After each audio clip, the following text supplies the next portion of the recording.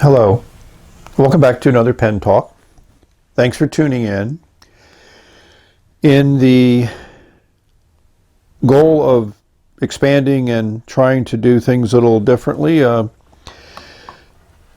going to look at two pens which were sent to me for review. I really haven't encouraged or participated in reviewing pens that have been sent to me. I just kind of enjoy buying pens that I would like and sharing them with my viewers. But Kevin at the Fountain Pen Revolution suggested that I try these pens out, and I explained to him that my earlier experience with some of their products was not satisfactory, and I didn't do videos on those pens. But he said, try these out. I think you'll see they're different. Appreciate he sent me a nice little note. So I'm going to give it a shot. I've had these for a couple weeks. I've been focusing on Chinese pens. I've had some restorations that I've done, so hopefully now I have time to focus on them. So let's do a quick look at first impressions. So we'll start with this Darjeeling pen, as Kevin describes it. It's a nice, clear Demonstrator pen. He's saying it retails for about $15, and I'd say that's a very good price. The pen is well made, construction-wise. You got your functional ball-end clip there. Your push-pull converter.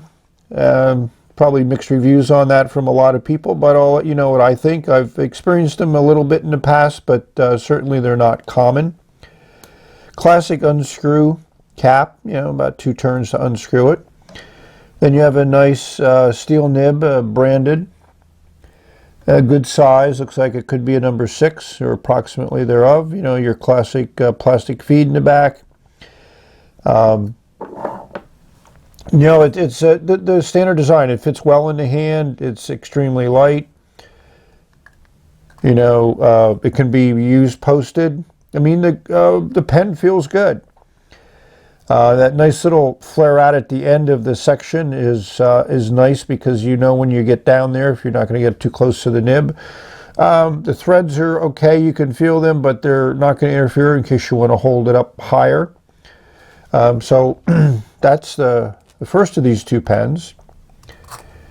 The second one is a Himalayan pen, which has a flex nib in it, and Kevin mentions this retails for about $32. I appreciate Kevin giving me pricing, because I think that,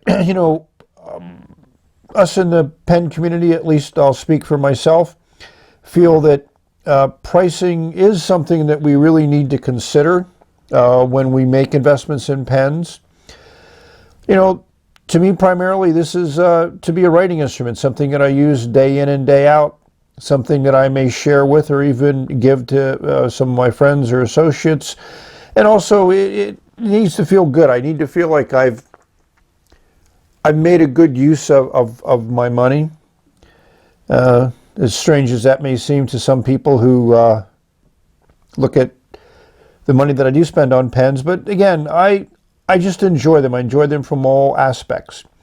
So the first thing that's striking about this pen is the acrylic that it's machined from is certainly very nice. And we have great sun coming in. So I also picked a good day for that. If you compare it to the Himalaya, this pen is almost exactly the same size, so that's nice. The Himalaya, I think, is a little bit more girthier. I got to remember there's going to be strong shadows. Your classic unscrew cap, and the other thing that's nice is the same material has been used for the section, which I always appreciate that. I think it adds to the value of the pen, at least from my perspective, and the aesthetics of the pen. The section is also similarly designed with a very nice flare out here at the bottom, so I appreciate that as a design feature. This section's a little bit shorter, and a little bit smaller than the one on the Darjeeling, but it's still very comfortable to use, and it looks like the chatoyancy in this acrylic is really coming across. It's a very light pen. It also fits well in the hand. If you want to post it, you can post it. It doesn't really change the balance. You know, we'll provide you those weights and measurements in the video. So overall, I'm happy. So, you know, first impressions are always good, and in my case, I find these pens to be very nice. They're very well made, machining, parts put together. You know, I don't find anything that I would object to from this initial review. So let me ink them up and let me write with them for a while, and then we'll revisit them. I had the two fountain pen Revolution pens inked up for a couple days now, so I'm comfortable that I'm familiar with the way that they write. I just thought I'd give an example of the two other FPR pens that I bought a few years ago that were certainly less money than these, but the quality wasn't there. Sharp edges, not really cleaned up from the mold. Very small ink capacity with the built-in piston, and very small nibs, which really didn't have the character or writing experience that I like. So that was my previous experience, and now we'll look at the two new ones.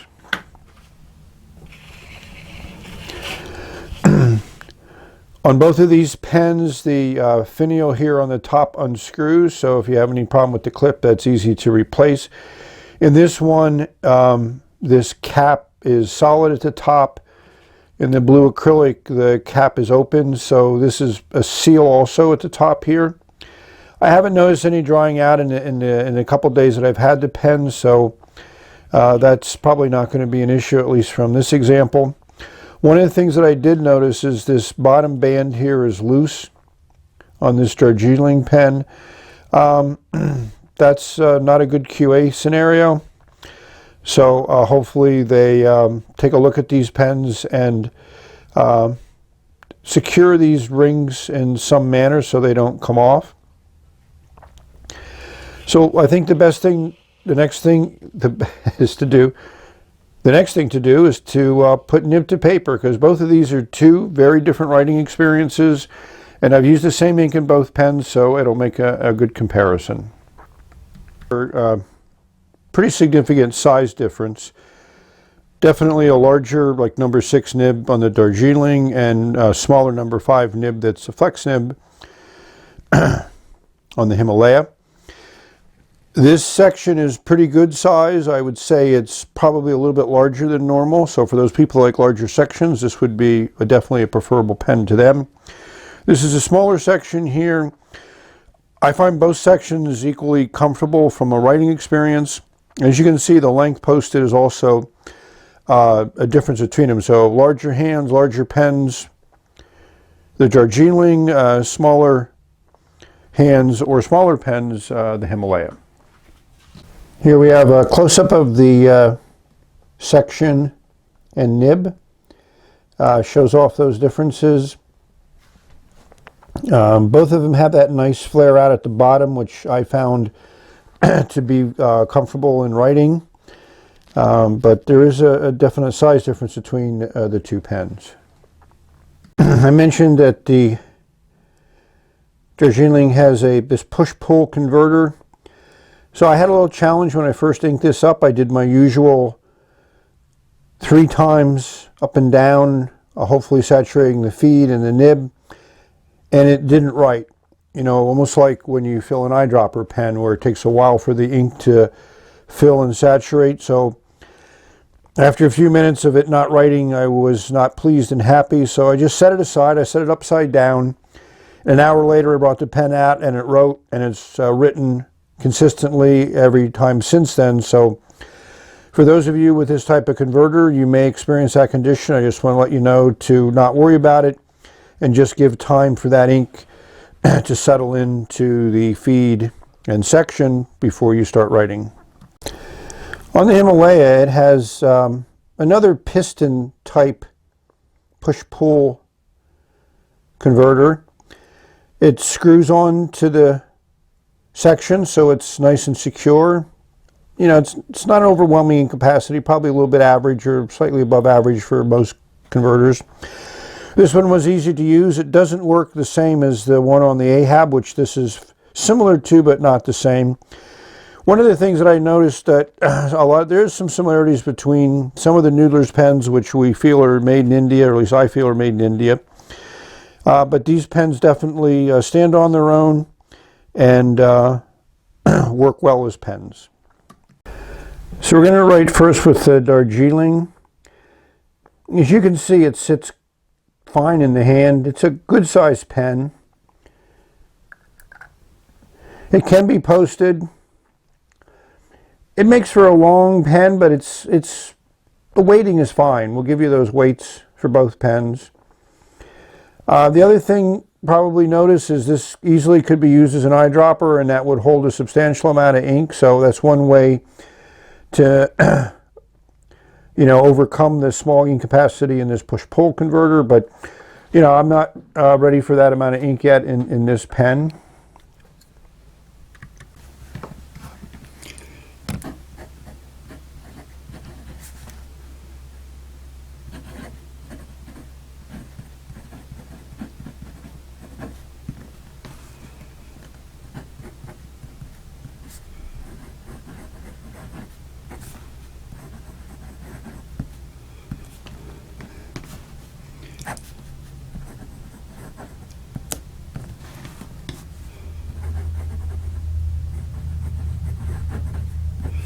I think you can hear it. This nib works well once it started writing. It just freaked me out when I just couldn't get it to write. I was surprised, but as usual, amazing how time seems to almost heal all things. So eventually that worked well. This is not a nib that you're going to want to flex, but if you put a little pressure on the downward strokes, you can certainly get a decent amount of ink. And this lays down a decent amount of ink.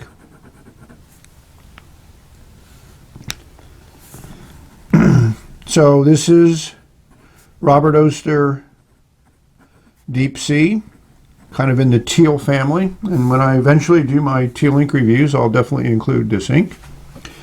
So overall, this is a nice writer.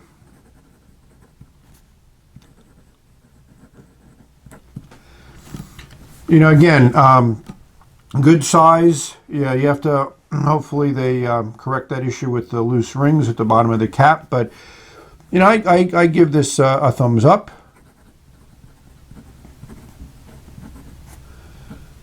And if you're in the market for this type of pen, it's a recommendation. So the Himalaya also fits okay in the hand. Again, a very light pen. It posts fine, deep and secure, and it doesn't really change anything. So this is a pen you could easily write with posted or unposted, depending upon what your preferences are.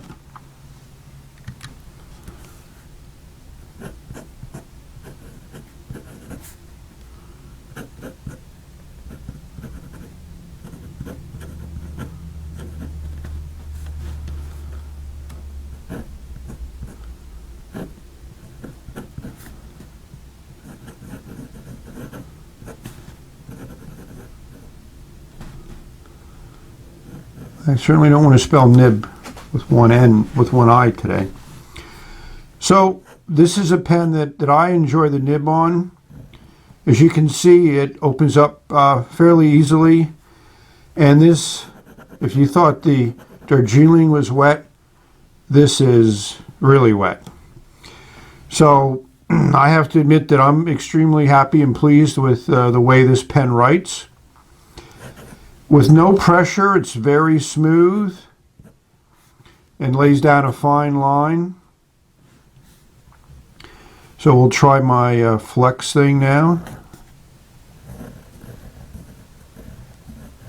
I mean, you're not going to get wet noodle flexibility, but for an inexpensive pen, this is a good nib. And, I'm not a person who cares what size the nib is. I'm more concerned about how it works. So overall, this is another thumbs up.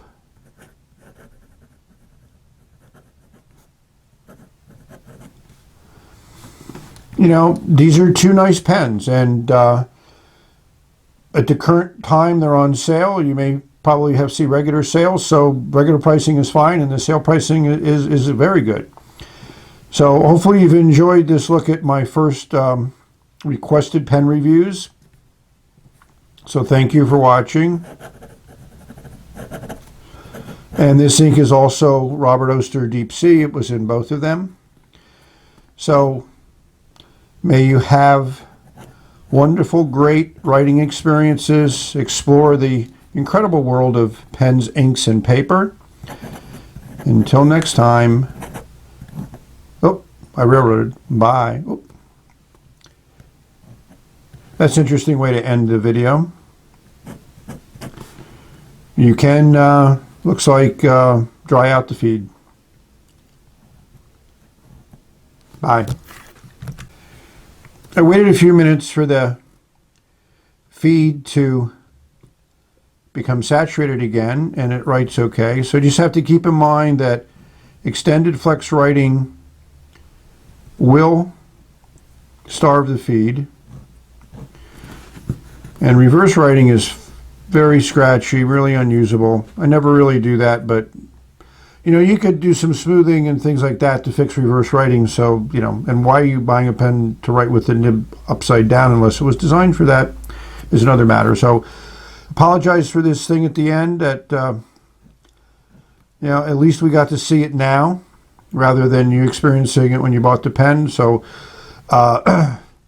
it can flex, but it's certainly not something you want to flex on a regular basis. This ink is fairly good flowing, so I don't think it's an ink issue. And I did flush the pens as well as I could before I inked them up. So this is one of those challenges of reviewing pens that have been requested.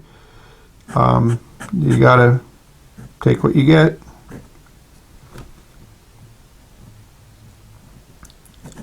I have to admit that I did not expect this, especially on a video.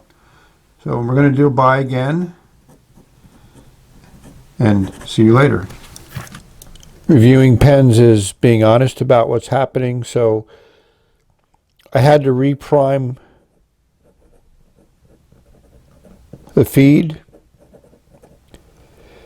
and with this push-pull converter, that takes a little bit of finesse. It's not like a screw converter where you just turn the knob, and it took a lot of movement to actually get that feed reprimed. You know, I watched for ink to come up into the fins of the feed.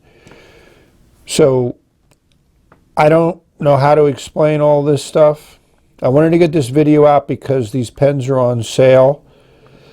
You know, it's back to the way it used to work. So maybe the ink gets hung up inside the converter. That's kind of my guess as to what happened. At one time when I was really researching these things, there was a gentleman who did incredible amounts of scientific analysis of ink cohesion and feeds. He didn't go into converters, but you know, maybe this converter needs one of those little agitators to keep the ink down near the feed. I really wish this was a little bit better, but you know, we've all had these issues with our Noodler's pens. At least I have, and I've seen and heard of other people. So does this say this pen is not worth buying? No. I definitely enjoy it, and I don't think a lot of people are going to flex the same way that I'm flexing here. So we're going to do another buy. BYE, not BUY. You know, the English language, so many words sound the same. But, you know, I still give this a thumbs up. It's definitely worth trying. It's definitely an interesting pen. It's definitely a pen that I've enjoyed during the period that I've had it. So keep on writing. Keep on enjoying pens, inks, and paper. May they bring pleasure into your life.